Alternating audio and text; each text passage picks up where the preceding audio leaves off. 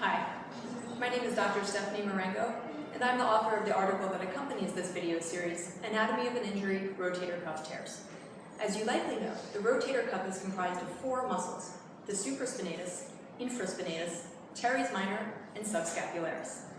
It's called rotator because three of the four muscles rotate the shoulder joint. The exception is the supraspinatus, that abducts it.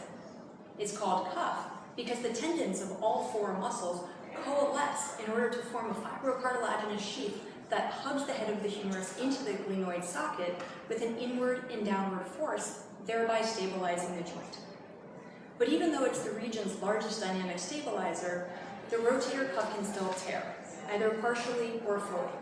When this happens, your client may feel aching pain and suffer from diminished range of motion and weakness of the shoulder and the arm.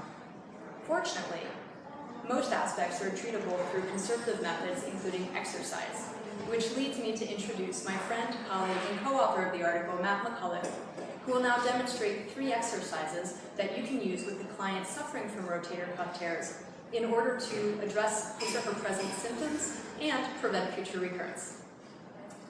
Hi, I'm Matt McCulloch, co-director of the Family Workshop, and I'm here with Kelsey Haig today. We're going to cover several exercises, 3, which you can implement after a rotator cuff tear, specifically supraspinatus. We're going to start with the yoga world with a forearm plank.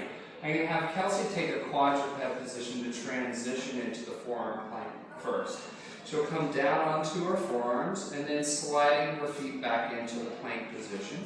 Keeping a neutral position here, keeping the scapula nice and stable and in a neutral position. We are obviously focusing on the isometrics here.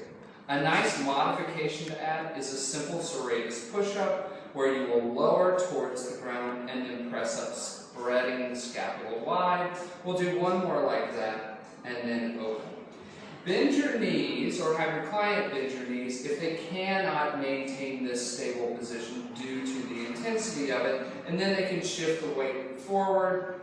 This is a slightly easier version of the full forearm plank position.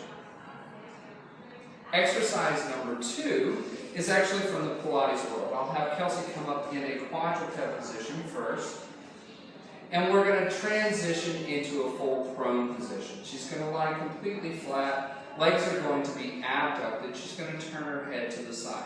This is more of a re-education exercise, focusing on the correct position of the scapula. I'm going to have Kelsey take an inhale, contract her abdominals. Exhale, she's going to lift up into a hover position, externally rotating her humerus, opening up the shoulder girdle, and then lowering down and turning to the other side. We'll repeat this one more time as she starts to lift up. This is more of a hover versus extension, lengthening through the crown of the head and coming down. You want to avoid pinching the scapula. You want the scapula in that V glide position. If your client is hyperlordotic, you can modify the position by placing a bolster right underneath their pelvis.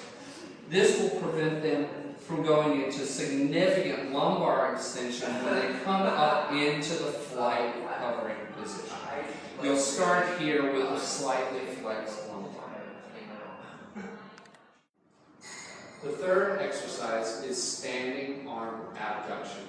You're going to have your client take the TheraBand.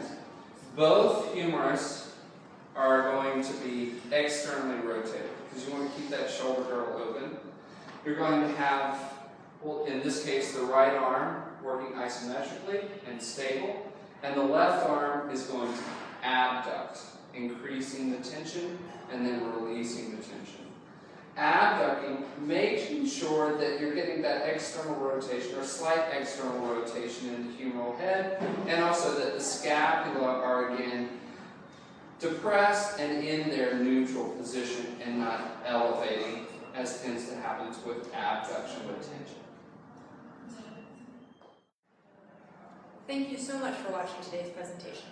For further information on the shoulder joint and rotator cuff tears, please click on the link for the related article, Anatomy of an Injury, Rotator Cuff Tears. And for further exercise videos, go to iTunes and please download the Family Shoulder app.